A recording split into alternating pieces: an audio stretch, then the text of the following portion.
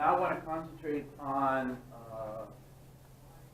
the fluid exchange over the capillary walls and how that changes blood pressure. Now there's two parts to this. One is kind of a pushing force and one is kind of a pulling force. The pushing force is pretty self-evident when you see it. The pulling force, you have to really talk about how proteins contribute towards that. So we're going to get into heavier stuff there. So just some generic, general terms, the words that we're going to use throughout the rest of today. When I use the word filtration, that means that the fluid is leaving the capillaries and they're going into the interstitial area. So if I have here, if this is a blood vessel, okay, this is a blood vessel here, okay? And this is going to be the arterial end, and this will be the venous end. So blood is going this way, all right? If the fluid goes from the capillary to the interstitial area, which is this tissue that is outside the capillaries, if the fluid is going to go from the capillary into interstitial areas, that's what we call filtration. Okay? Then we have something where it's going to be opposite, is reabsorption. If fluid is going to come from the interstitial area and move this way, all right? So reabsorption is, or filtration is going out like that. Reabsorption is going in like that. Is that clear? All right, we're going to be using those terms quite often.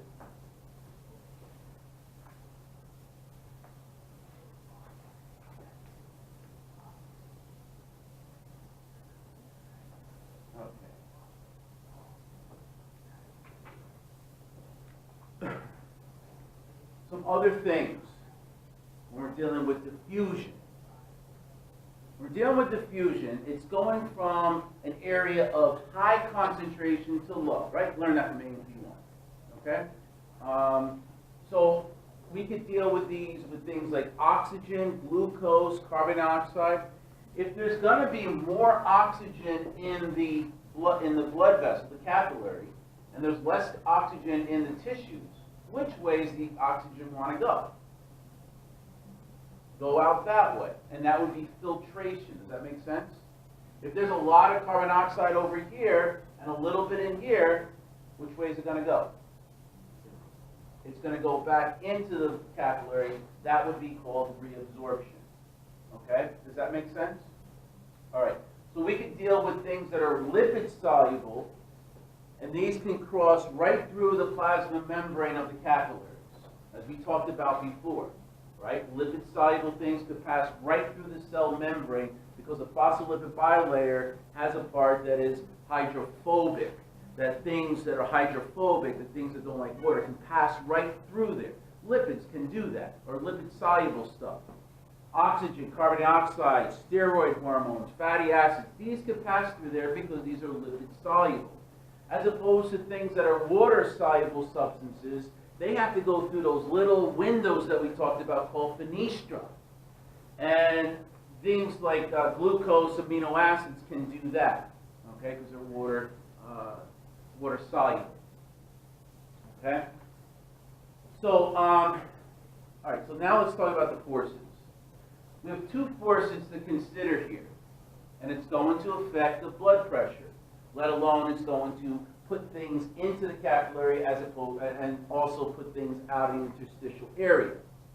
The two forces that we have is something called a hydrostatic pressure and something called oncotic, also known as osmotic pressure. Okay?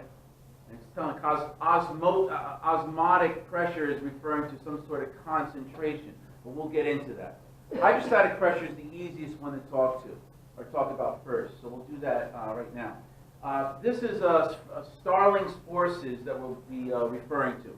I don't believe this is the same Starling as the Frank Starling's law of the heart, but it might be another one. It might be the same one, I'm not too sure, but we refer to it as Starling's forces. Hydrostatic versus oncotic or osmotic. So let's talk about hydrostatic pressure first. That's really the blood pressure itself. Hydro meaning water, right? So it's the fluid pressure. So what we have here is that it's going to go, if this is the blood pressure coming in here, since the pressure is so great here, keep in mind this is a capillary. So this is going to be arterial, and back up here will be the arteries. This will be venules and then turn into veins, right? So this is basically only one layer thickness here of the capillaries. And you have this pressure that's coming in, this fluid pressure that's coming in, much higher here than it would be out here. So what's going to happen here is that the fluid pressure is going to push the fluid out that way. Because the pressure here, the hydrostatic pressure here, is much higher than the hydrostatic pressure here. There's fluid up here too, so therefore there's hydrostatic pressure up there. But it's very low up here, but very high here. Does that make sense? So it's just going to go from a high pressure to a low. Let me know if this doesn't make sense, because I got to go step by step, and we're going to build with this. Okay? So the pressure inside the capillary, hydrostatic pressure, is going to be very high up here. Well, look what's going to happen. Let me just erase this so I don't confuse you.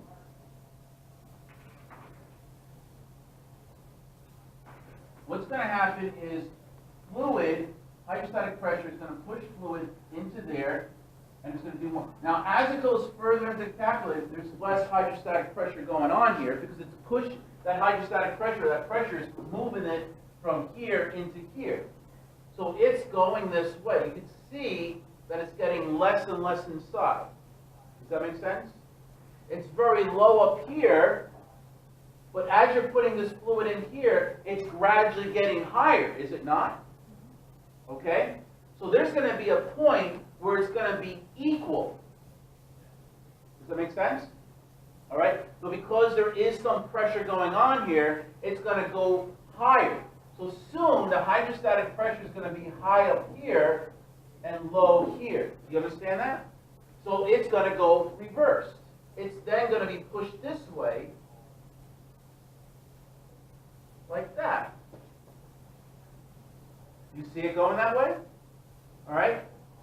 So you're going to have this big wave, so to say, of this pressure going into the interstitial area. The fluid is going to go up here, but it's going to build up here, and it's going to go right back in. Why does it do that? It's physics. That's just what happens, okay? You know, if someone punches me here, my body's going to move this way. Same way here. As the pressure is over here going this way, it's just going to be squeezed out to the areas. That's just what's going to happen. It's just plain physics. Okay? So what's happening here?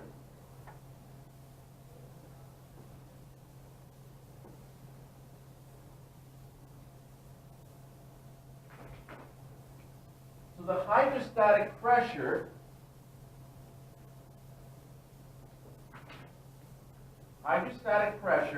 is going to be very high in the capillaries at the arterial end, but gradually it's going to go low by the time you get to the venule end. Right? In the interstitial area, it's low in the interstitial area at the arterial end, but gradually it's going to be very high, so it's going to push it into here. You visualize that? Good old physiology. All right? That's the easier of the two to understand. But we understanding that? All right? So that's what I'm writing here. The hydrostatic pressure is higher at the arterial ends, all right, of the capillaries. And then it tends to push the fluid into interstitial area. Then it becomes very low by the time you get to the venous ends. So now the interstitial fluid is going to push it back into the capillary. Okay? So far, so good? So what's going to happen here is this. And we're going to, well, okay, I might as well talk about it here too. The fluid goes up here. Let's just say 30 milliliters is, or 30 liters, all right, is going to be pushed into the interstitial area. It would be nice if 30 liters goes back, but physics doesn't say that. All right, some of it's going to stay up here.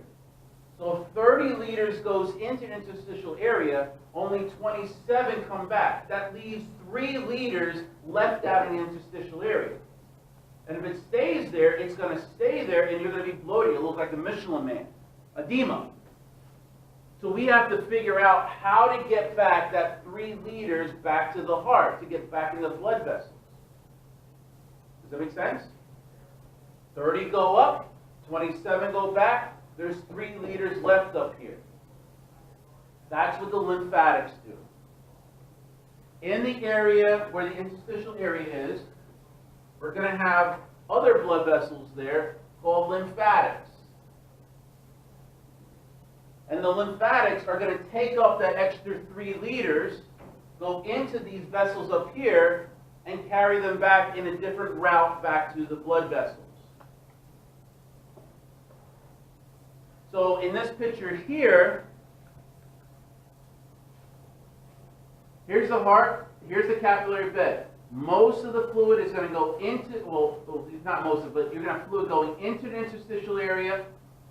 Most will go back into the bloodstream, but there's another 3 liters that stays in the interstitial area. That's what the lymphatics are going to do. They're going to take back the other 3 liters and eventually get into the bloodstream that way. So that the fluid doesn't stay in the interstitial area, so you're not going to be blown up all the time. Okay? Now, the fluid that goes out here, there could be also cells out there too. So the lymphatics are also going to be like customs. All right? When you leave the country and you want to come back in, they're going to check you to see if you have drugs and guns and stuff like that. So any cells, any fluid that's out here, it has to go through the lymphatics, but they have lymph nodes there. The customs of our country. And they are going to have white blood cells and a bunch of other things that we're going to talk about next week with immunology, and it's going to check out all these cells. Are they adequate? Is there cancer cells there? Is there foreign things? Is there bacteria? Before we put it back into the bloodstream. Does that make sense?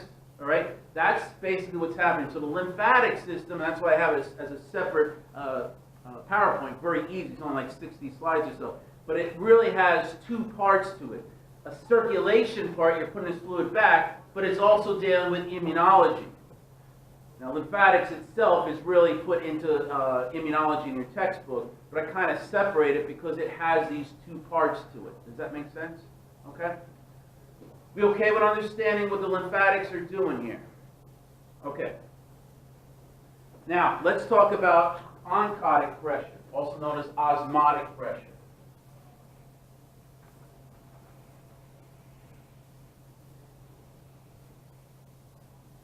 Okay.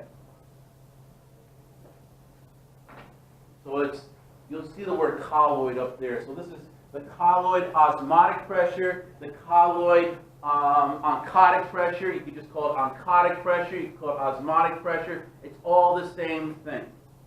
Okay? And what this is there's large proteins that are floating around here.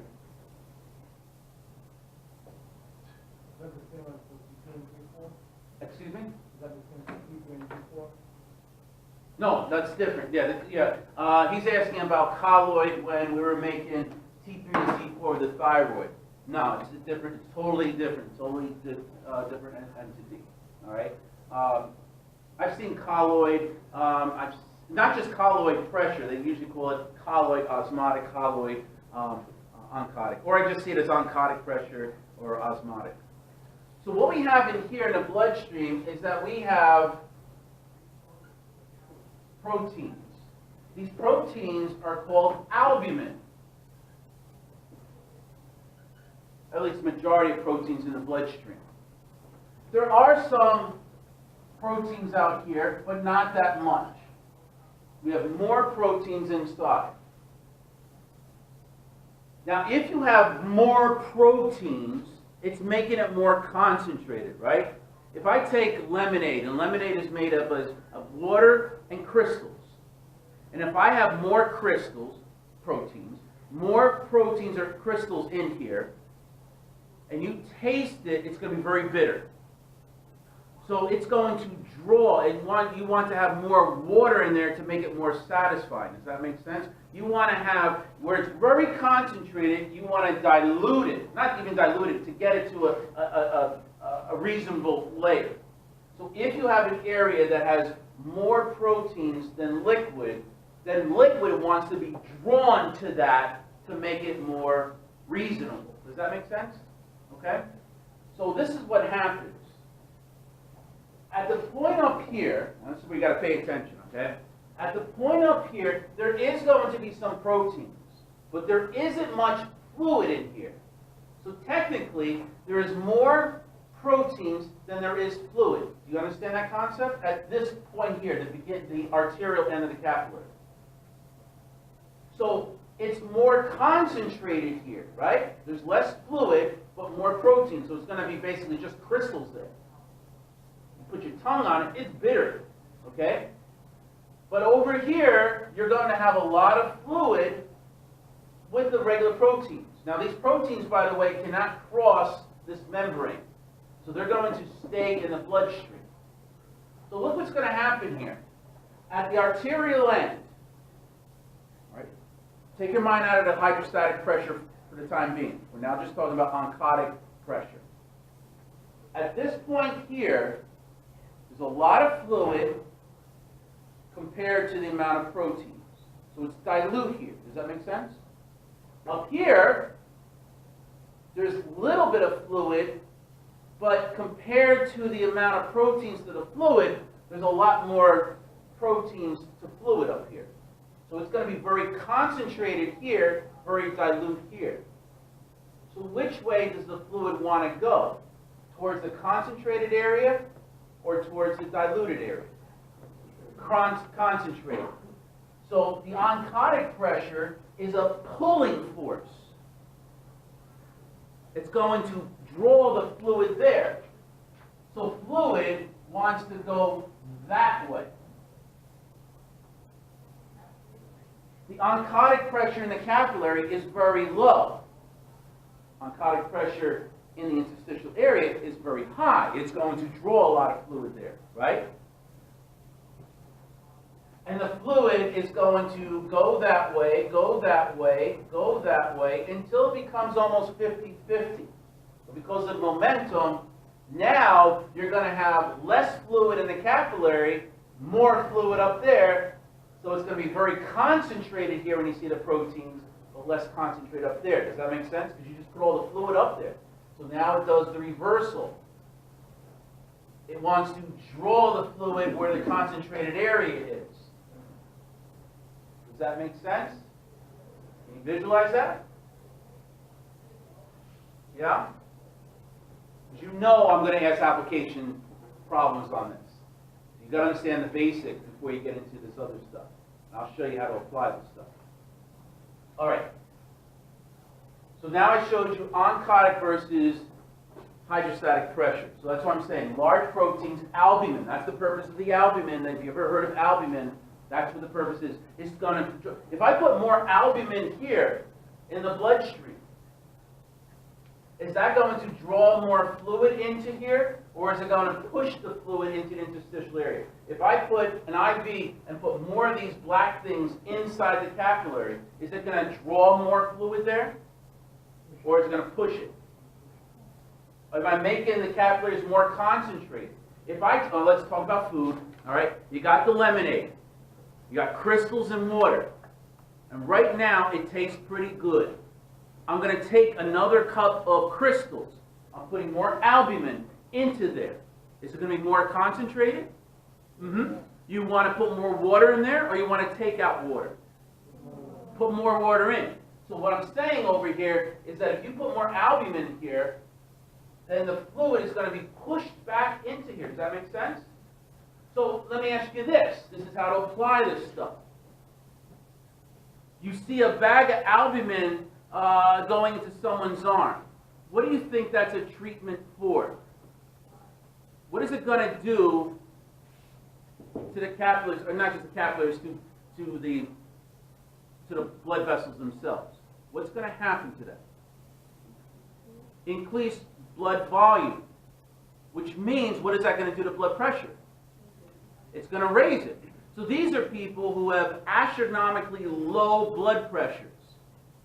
A bacterial infection, shock, something like that is going to push the blood pressure down.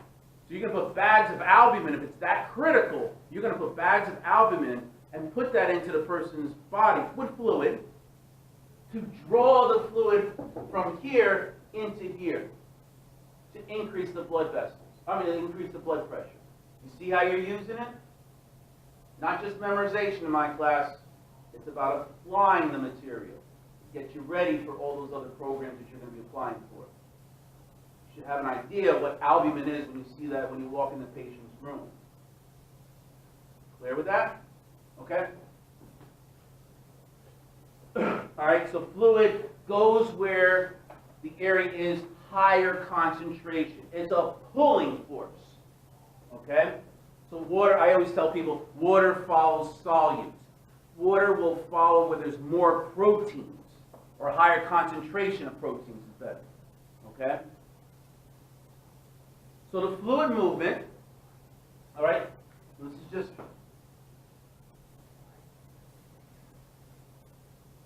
summary.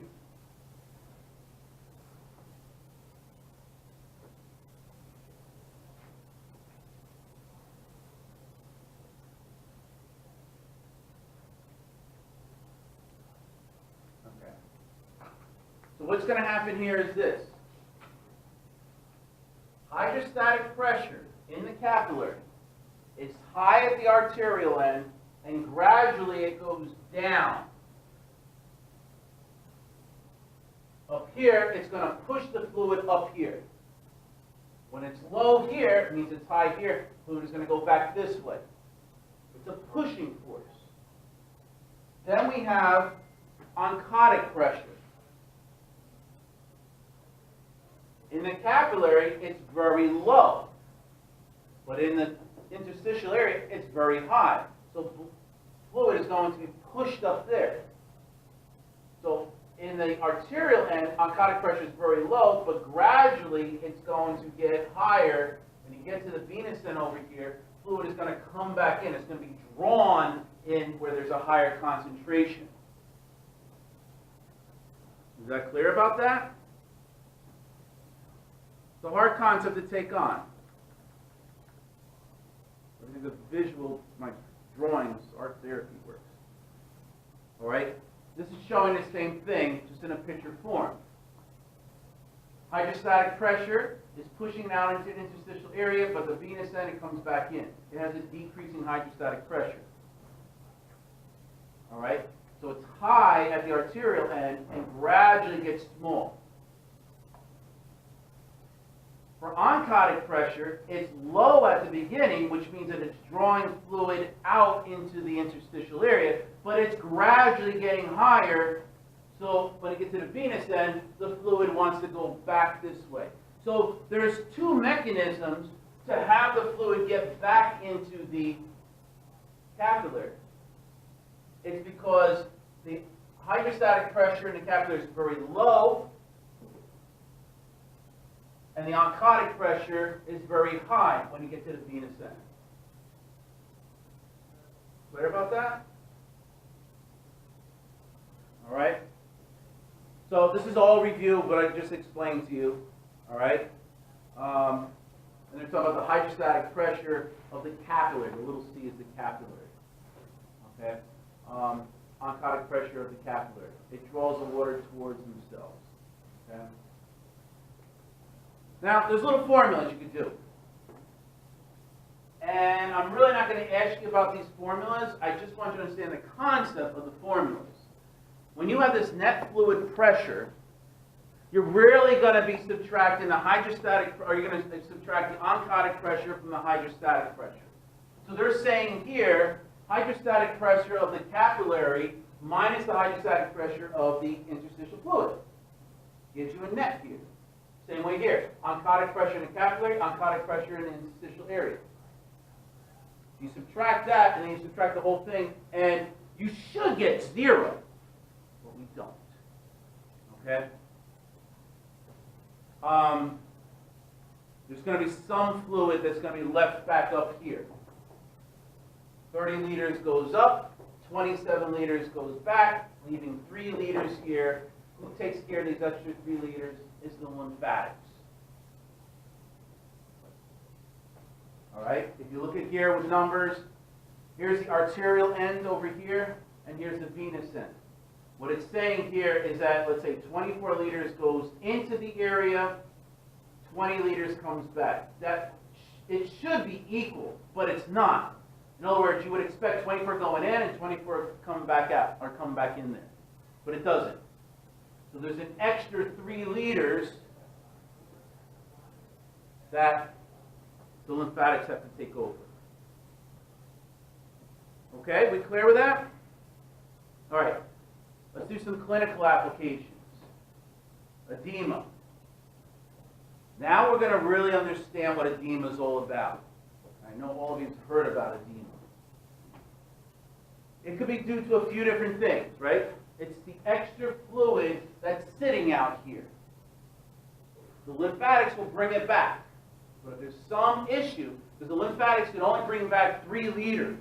If there's more up there, you're going to have some left over that's going to stay there. And that's when the feet start swelling up, right? So it could be due to increased capillary pressure. You increase the hydrostatic pressure. If 30 liters goes up this way, now the pressure is so great because you got extra blood volume there. Maybe 50 liters goes up there. If 50 liters goes up there and still in 27 go back, there's going to be an extra amount after we subtract the 3 liters from the lymphatics. That's going to leave more fluid up there. Okay? You could also decrease the plasma proteins. The proteins that are in here, that's going to draw the fluid back into the capillaries. But what if you lose some of those proteins? Those proteins are being made by the liver. So if your liver is diseased, you're not going to make proteins, those albumins. If you don't make albumins, you're going to have less of them in here, which means you're going to have less fluid being drawn back in the capillaries, leaving more fluid in the interstitial area. Does that make sense? The kidneys are not supposed to have proteins going in your urine. But if you have a diseased kidney, proteins will spill out in your urine. That's also going to contribute of less albumin in the bloodstream. So get a load of this. You have liver disease, you have kidney disease, it'll lead to edema. But you need to understand why. You know my questions. By now you should. Not just, if you have liver disease, sure, you're going to get edema. But I want to know why. You've got to put this stuff together to get your brain wired for the future. All right? But think about it. If you increase the capillary permeability, certain toxins will do this. From bacteria, if you take in microbiology, or you will, it's going to allow more fluid to seep out here. It's becoming more permeable. More fluid is able to get out there. And toxins will do that. Burns will do that. Ever have someone, if you've seen something on TV or in real life, usually when someone's got a burn, they're bloated in that area. Fluid is getting released there. The burns are destroying the walls of the capillaries, allowing more fluid to go out there.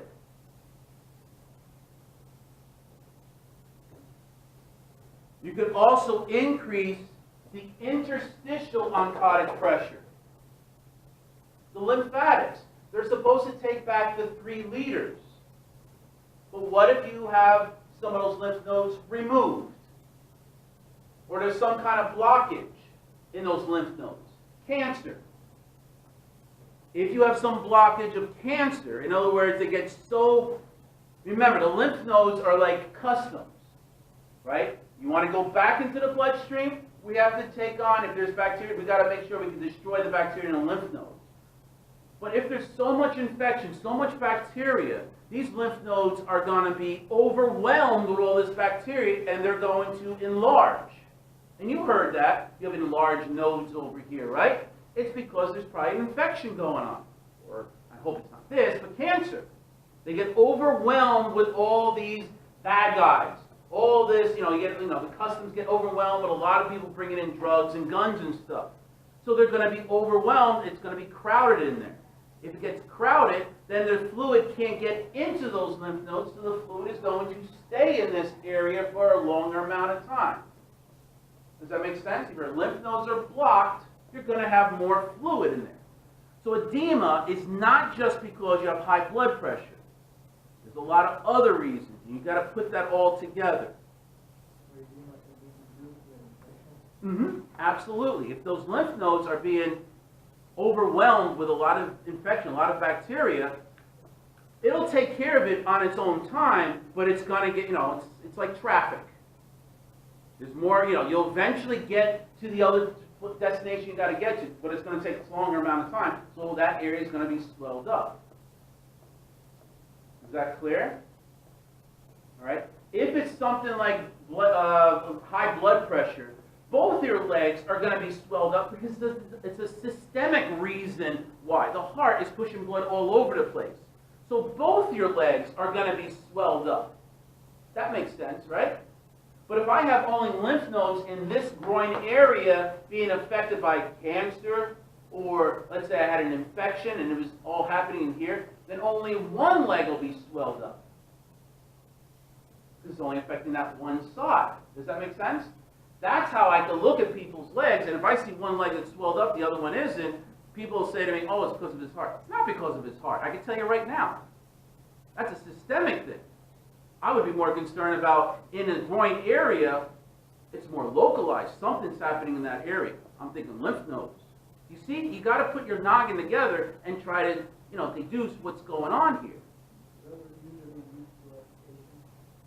A lot of reasons for amputation. We got to figure out what's the cause of that that's doing that. I mean, you could have a gangrene on the foot, or there's a lot of reasons for that. It could be one reason, sure. All right. You could also have malnutrition that could cause edema. Kwashiorkor. You've heard of this? We don't see it much here. It's more in third world countries.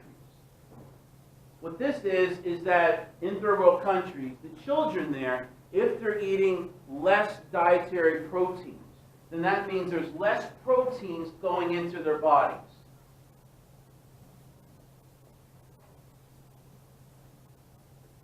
An example of this is the moms decide to stop breastfeeding and replace it with cereals, which are high in carbohydrates and starches, but not in proteins.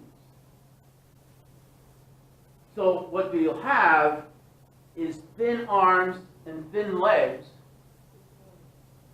They do get edema at the feet, though. Okay? They also get ascites. Ascites is basically edema, but it's in the belly. So you've seen this. Here you see someone who's not eating properly. You see these in the commercials and stuff, and they have this bloated tummy, and you start wondering, well, if they're not eating, why do they have a big belly? It's because it's not food. It's fluid that's in the interstitial area, basically in the peritoneum, the abdominal cavity. It's a lot of fluid that's being built around the intestines and the stomach, and it's filling up with fluid. So you don't have proteins over here in the bloodstream, but whatever proteins that are up here, it's more concentrated. So the fluid is going to be pushed into the interstitial area and stay there because we can't pull it back into here.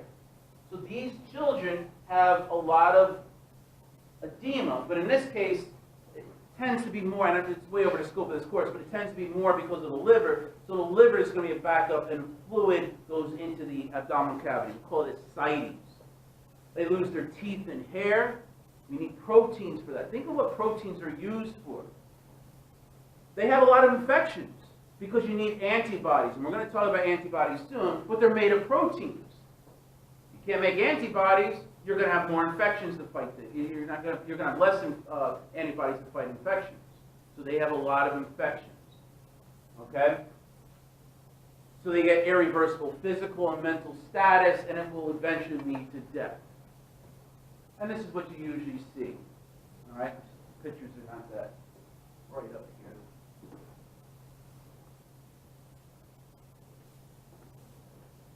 See the legs? They're very thin, but look at the feet. Kind of swell, more swelling happens in there for some odd reason. But you see the feet swelled up. You also start seeing the pot bellies, right? The ascites that's building up, the fluid in the belly that we usually see there. Marasmus. Also, third world countries, we see this more often. This is when we have a decrease in proteins and calorie intake. So basically, they're starving of all foods. So you decrease all nutrients, especially proteins and carbohydrates. What I showed you before was more because of a decrease in just proteins coming in. This is really starvation. This is like carbohydrates and proteins. They look very cachectic, looking like a bag of bones. Someone who has, I don't want to say they have cancer, but you ever see someone with cancer, it looks like a skeleton. This cancer is just eating away from them. So they look very, it's extensive tissue and muscle wasting. The edema can vary. There is edema there. You don't have proteins coming in, there's less proteins over here, means there's more fluid that's going out in the interstitial area, you're going to get edema. And it's variable where this is. There's a decrease in fat in the buttocks and the thighs because they're not getting the dietary intake that they should. They should be getting in like a carbohydrates. If you don't use the carbohydrates, they turn into fat. They have failure to thrive, and again, since there's no proteins, they can't make antibodies, so they're going to have tons and tons of infections that they can't fight. Okay? And again, this will lead to physical and mental disabilities, leading to death. So the difference, this is Marasmus over here. Here, you see a lot more bloating going on, a lot more ascites going on over here. But this, you can see like the ribs. It's extensive starvation versus just the proteins. Okay? So circulatory shock. Any condition where the blood vessels can't perfuse the blood to the designated targets in an efficient manner. Okay? We get hypovolemic shock. For some reason, you just don't have the blood volume in the capillaries. So therefore, you can't get this blood pressure going to these organs. So you'll have hypovolemic volume, like the volume is decreased. Okay, cut off the arm kind of thing. Blood is just hemorrhaging out. Vascular shock is poor circulation because you've got extreme vasodilation. Think what's happening. In this case, the dilation of the blood vessels go like this. But you have the same amount of blood. So if you vasodilate extensively, your blood pressure goes down, does it not? That's what's happening here. That's what bacteria, certain bacteria, when they have endotoxins, that's what's going to happen over there. Those endotoxins, or toxins that come from certain bacteria, specifically something called gram-negative bacteria, they release these toxins, and it causes massive vasodilation throughout the whole body. So what do you think we should do if someone goes into this, you ever hear toxic shock syndrome? Okay? If they go into some sort of shock because of bacteria, yes, we give them antibiotics. That's a no-brainer. Okay, whatever one we got to give. But what else do we have to do to try and get the blood pressure back up? What other thing are we going to put in the IV into their arm? You could do epinephrine. That'll somewhat constrict the blood vessels. But if we want to put also more fluid back into the bloodstream, what can we add into their bloodstream? Proteins, albumin. And that's what they'll do. They're going to put loads of proteins. You got to be careful with the epinephrine because the dosage, if you give too much of it, you give yourself a heart attack. But you will give something, some kind of thing that's going to increase the blood pressure. And that's if the person is like unconscious, you would do that, a certain dose.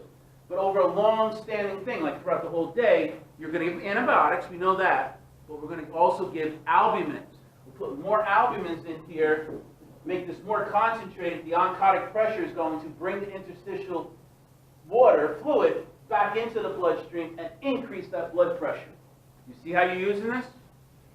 Okay? And cardiogenic shock, if that heart stops for some reason or is not pushing, that's pretty self-evident. And you could do this on your own. Again, I'm not going to go through it, but if you have any kind of acute bleeding, how does all your body try to compensate to increase the blood volume? Just puts it all together. Everything that we said is all basically on one slide, or at least a summary on one slide. All right? When you're ready for it, then go through this. Go step by step. Going through this, don't memorize this. Understand why each step is happening. It's not about memorization. It's about understanding the concept. What's the next step? What's the next step? What's the next step? Okay? Okay, that's it.